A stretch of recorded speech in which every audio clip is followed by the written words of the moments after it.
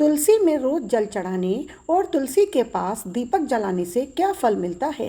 एक बार की बात है, देवी सत्यभामा भगवान श्री कृष्ण के पास आती हैं और उनसे पूछने लगती हैं, हे स्वामी, आप नित्य तुलसी को जल देते हैं और देवी रुक्मणी नित्य तुलसी के पास दीपक जलाती हैं, इसके पीछे क्या रहस्य है। कृपया आप मुझे तुलसी को जल देने और तुलसी के पास दीपक जलाने का महत्व सुनाइए।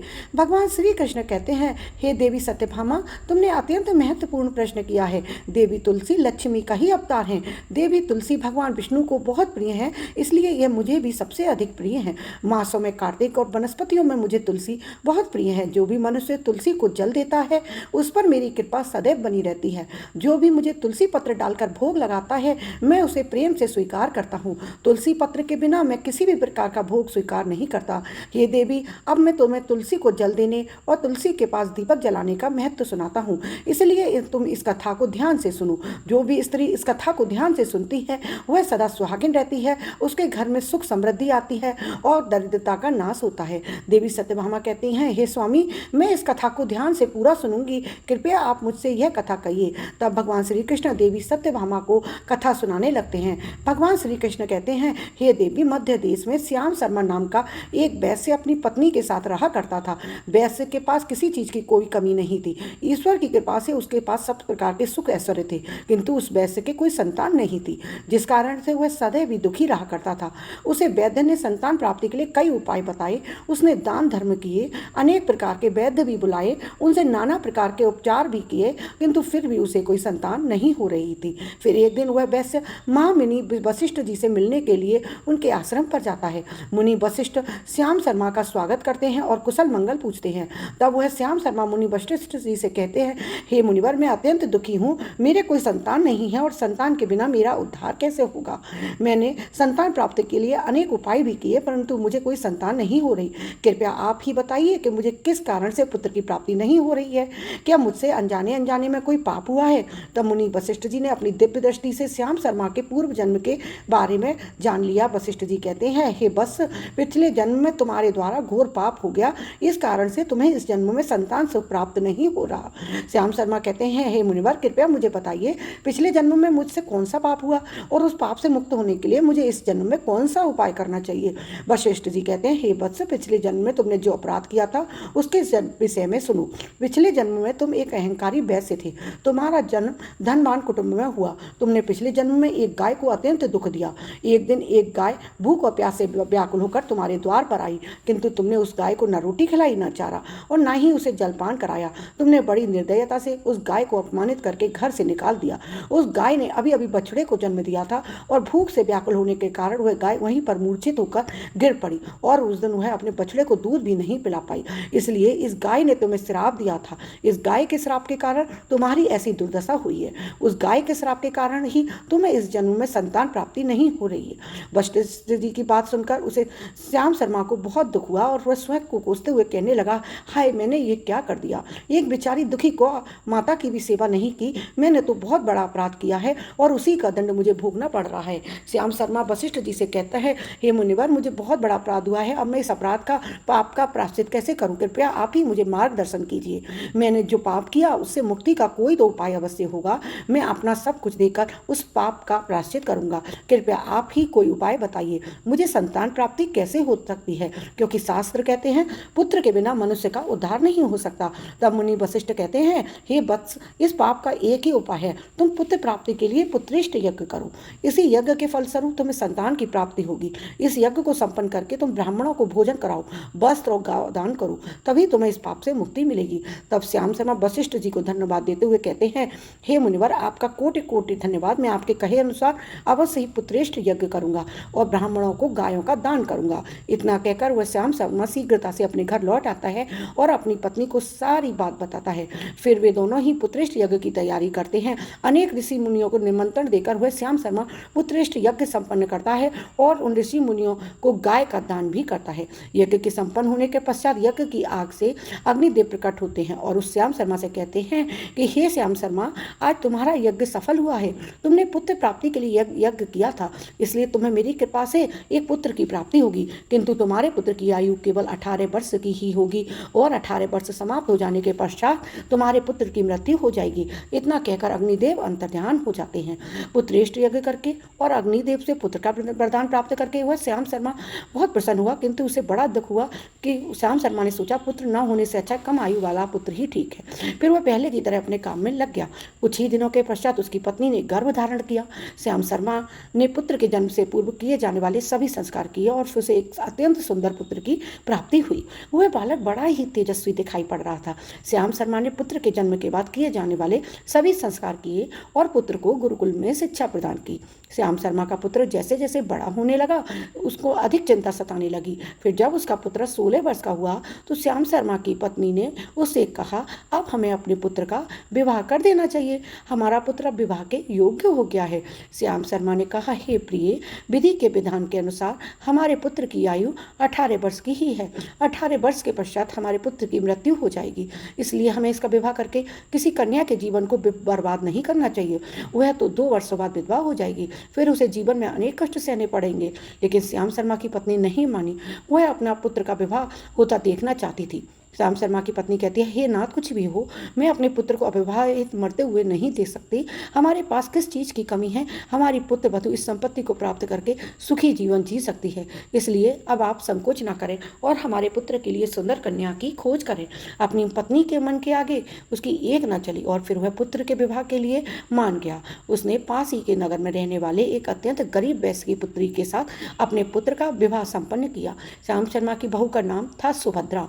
वह अत्यंत ही गुणवान, चरित्रवान और पतिव्रता नारी थी। वह अपने पति की मृत्यु की बात को नहीं जानती थी। सुभद्रा नित्य अपने सास ससुर अपने पति की सेवा करने लगी। वह सभी के साथ बड़े प्रेम से रहती और कभी किसी की आज्ञा का उल्लंघन नहीं करती। उसने अपनी मधुर वाणी और कार्य कुशलता से सभी के मन को जीत लिया। इस प्रकार से 2 साल बीत गए और फिर वह समय भी निकट आ गया जब श्याम शर्मा के पुत्र की मृत्यु होने वाली थी।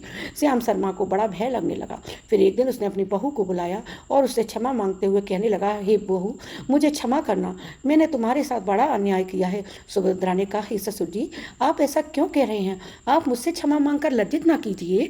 मैं आपसे छोटी हूँ, आपकी पुत्री के समान हूँ। कृपया आप संकोच न करते हुए आपके मन में जो भी बात है वह कहिए, मैं आपकी आज्ञा का पालन अवश्य करूंगी। फिर श्याम शर्मा कहने लगा, पुत्री, तुम कल्याणी हो, तुम एक महान पतिव्रता हो, किंतु मेरे पुत्र के साथ तुम्हारा विवाह होने से पूर्व मैंने तुमसे एक बात छुपाई है। हमें पुत्र की प्राप्ति पुत्रेष्ट यज्ञ करने के बाद हुई थी और अग्निदेव ने हमें यह कहते हुए पुत्र का आशीर्वाद दिया था कि हमारे पुत्र की आयु केवल 18 वर्ष की होगी।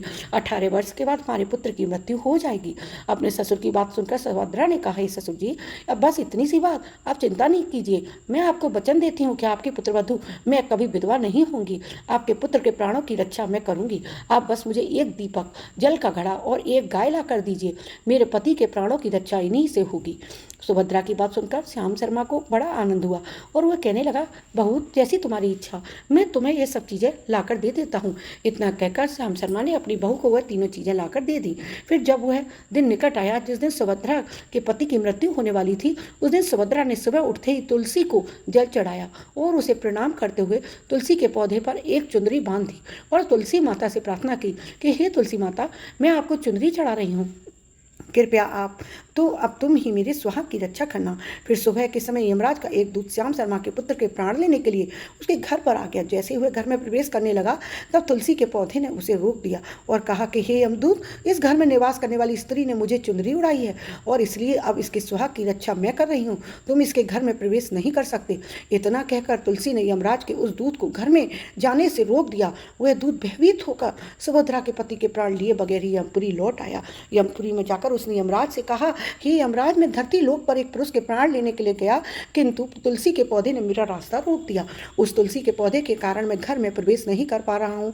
इस बात पर यमराज को बड़ा क्रोध आया। फिर उन्होंने अन्य 2 दूतों को बुलाया और कहा, अब तुम जाकर शाम के समय सुभद्रा के घर जाओ। जब तुलसी का पौधा सो रहा होगा तुम उसके पति के प्राण लेकर यमलोक आ जाओ। फिर शाम के समय यमराज के 2 दूत सुभद्रा के घर की ओर निकल पड़े। सुभद्रा ने शाम होते ही तुलसी के पास एक दीपक जला दिया और उससे प्रार्थना की, हे दीपक, अब तुम ही मेरे पति की प्राणों की रक्षा करो। यह कि दूत यमराज के दूत मेरे पति के प्राण लेने के लिए आ रहे हैं। फिर शाम हो गई, तुलसी का पौधा सो गया और यमराज के दूत सुभद्रा के घर के सामने आकर खड़े हो गए और सोचने लगे कि अब तो इस मनुष्य के प्राण लेकर ही हम यमपुरी लौटेंगे। जैसे ही यम के दूत सुभद्रा के घर में प्रवेश करने लगे, तुलसी के पास लगाए हुए दीपक ने उनका रास्ता रोक लिया और कहा, हे दूतों, तुम अब इस सुभद्रा के पति के प्राण नहीं ले जा सकते। उस स्त्री ने मुझे प्रज्वलित करके उसके पति के प्राणों की रक्षा करने की प्रार्थना की है, इसलिए अब मैं उसके पति के प्राणों की रक्षा कर रहा हूँ। इसलिए तुम आज उसके पति के प्राण नहीं ले जा सकते। तुम यहीं से लौट जाओ, नहीं तो सब कुछ जलाकर भस्म कर देंगे और मेरी अग्नि में तुम दोनों भी जलकर भस्म हो जाओगे। उस दीपक की ऐसी बात सुनकर यमराज के दोनों दूत अत्यंत भयभीत हो गए और फिर से लौटकर यमराज के पास चले गए। वहां पर जाकर उन्होंने यमराज को सारा वृतांत सुनाते हुए कहा कि महाराज, आपकी आज्ञा का पालन करते हुए हम दोनों शाम के समय उस पुरुष प्राण लेने के लिए गए थे, किंतु तुलसी के पास लगाए हुए दीपक ने हमारा रास्ता रोक लिया, इसलिए हम खाली हाथी लौट आए। यह सुनकर यमराज को बड़ा क्रोध आया। फिर उन्होंने अन्य 4 दूतों को बुलाया और कहा, अब तुम सुबह उस सुभद्रा के जागने से पहले जाओ और उसके पति के प्राण लेकर आ जाओ। यमराज की बात मानकर उनकी आज्ञा का पालन करते हुए दूत सुबह सुभद्रा के घर की तरफ जाने लगे, लेकिन इधर सुभद्रा ने रात को ही घर के दरवाजे के सामने जल से भरा हुआ लोटा रख दिया और उनसे प्रार्थना की कि मेरे पति की रक्षा कीजिए। यम के 2 दूत मेरे पति के प्राण लेने के लिए आ रहे हैं, अब आप ही मेरे सुहाग की रक्षा करिए। इतना कहकर वो सुभद्रा सोने के लिए चली गई। इधर यम के दूत जब सुभद्रा के जागने से पहले उसके दरवाजे पर पहुंचे, घर के द्वार पर पहुंचे, तो जैसे ही वे घर के अंदर प्रवेश करने लगे, उस लोटे के अंदर भरे हुए जल ने उनको रोक लिया और कहा, अब तुम इस घर में प्रवेश नहीं कर सकते, यह घर अब मेरी सुरक्षा में है। मैं सुभद्रा के पति के प्राण तुम्हें अपने साथ ले जाने नहीं दूंगा। अगर तुमने इस घर में प्रवेश किया तो मैं नरक की अग्नि को बुझा दूंगा, जिसमें सारा नरक लोग डूब जाएगा। यह सुनकर यमराज के दूत घबरा गए। वो एक दूसरे की तरफ देखते हुए उस स्थान से भाग निकले। वे सभी यम के दूत यमराज के पास गए और उनसे कहने लगे, धर्मराज, आपकी आज्ञा का पालन करने के लिए हम चारों सुबह ही सुभद्रा के जागने से पहले उसके पति के प्राण लेने पहुंचे थे, किंतु सुभद्रा के घर के बाहर रखे हुए जल के लोटे ने हमारा मार्ग रोक लिया और इसी कारण से हम उसके घर में नहीं प्रवेश कर सके। अब यमराज को बहुत ही क्रोध आ गया। इस बार उन्होंने 8 यमदूतों को बुलाया और कहा, यमदूतों, अब शीघ्रता से जाओ और बलपूर्वक उस मनुष्य के प्राणों को खींचकर यमलोक ले आओ। फिर वह 8 यमदूत यमराज की आज्ञा का पालन करते हुए पृथ्वी लोक पर उस सुभद्रा के घर के पास जाते हैं तो देखते हैं उस सुभद्रा ने घर के दरवाजे पर गाय बांध रखी है। एक गाय खड़ी हुई है। सुभद्रा ने यमदूतों के आने से पहले ही अपने घर के सामने गाय को बांध दिया था और गौ माता से विनती की, हे गौ माता, आज यमदूत मेरे पति के प्राण लेने आ रहे हैं, अब आप ही मेरे सुहाग की रक्षा करना। हे गौ माता, मैं आपकी शरण में आई हूँ, कृपया मुझे विधवा होने से बचा लीजिए। उस गाय ने कहा, हे पुत्री, तुम चिंता मत करो, तुम्हारे पति के प्राणों की रक्षा मैं स्वयं करूंगी। मेरे होते हुए यम के दूत तुम्हारे घर में प्रवेश नहीं कर पाएंगे, इसलिए तुम चिंता से मुक्त होकर अब घर में पति की और सारे परिवार की सेवा करो। फिर जैसे ही वे यम के दूत घर के अंदर प्रवेश करने के लिए आगे बढ़ते हैं, अब की बार उन्हें गाय रोक देती है और कहती है, इस घर में तुम लोग प्रवेश नहीं कर सकते, इस घर की रक्षा मैं कर रही हूँ, मेरे रहते हुए कोई भी घर के अंदर प्रवेश नहीं कर सकता।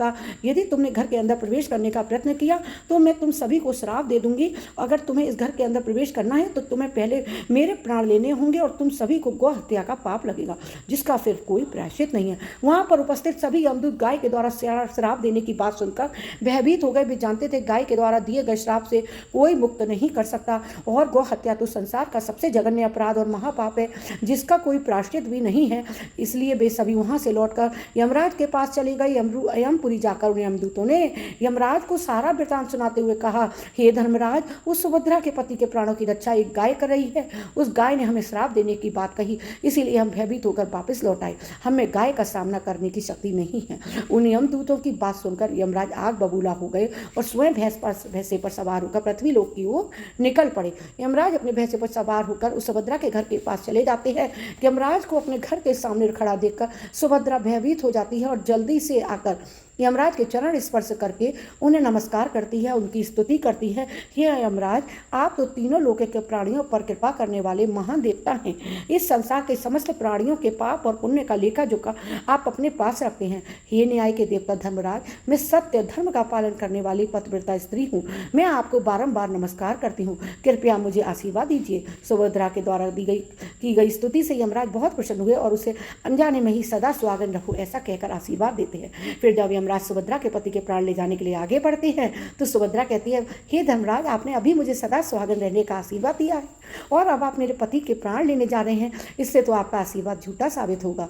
यह सुनकर धर्मराज रुक जाते हैं और सुभद्रा की ओर देखकर मुस्कुराने लगते हैं। सुभद्रा के निर्मल हृदय और अपने पति के प्रति समर्पण भाव को देखकर यमराज अत्यंत प्रसन्न होते हैं।